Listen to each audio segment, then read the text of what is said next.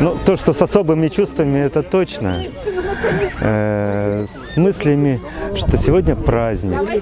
Потому что это было заложено с детства. Тогда еще не понимали суть этого праздника. Но то, что это праздник, это уже здорово. Что должны быть улыбки у людей, что должны люди вместе собираться, общаться. Но потом со временем понимаешь, что этот праздник, который заслужен жизнями многих-многих наших земляков, россиян, костромичей.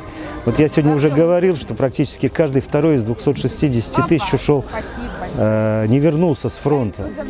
Это ведь огромная цена. И мы говорим сегодня не только о тех, кто воевал, а те, кто работал в тылу. Ведь все, и старики, и женщины, и дети, все были объединены в один кулак для того, чтобы добиться одного главного, чтобы победить. И потом этот праздник пришел.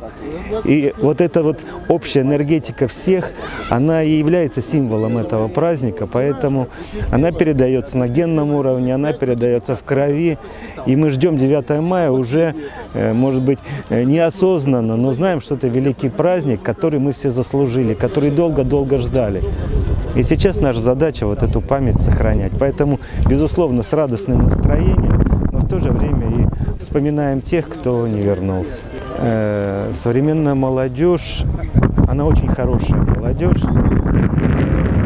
потому что она наша молодежь. И наша молодежь повторяет то, что мы в нее вложили.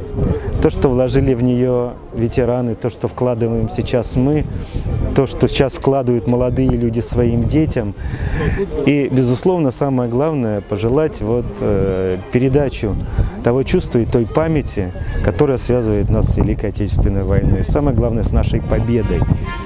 И я бы очень хотел пожелать нашей молодежи, чтобы они сохранили в себе чувство гордости за свою страну и чувство победителей. Потому что страна победила. Победила, когда была объединена вместе. Поэтому наша молодежь всегда должна стремиться, я считаю, к самым высоким вершинам, всегда быть победителем.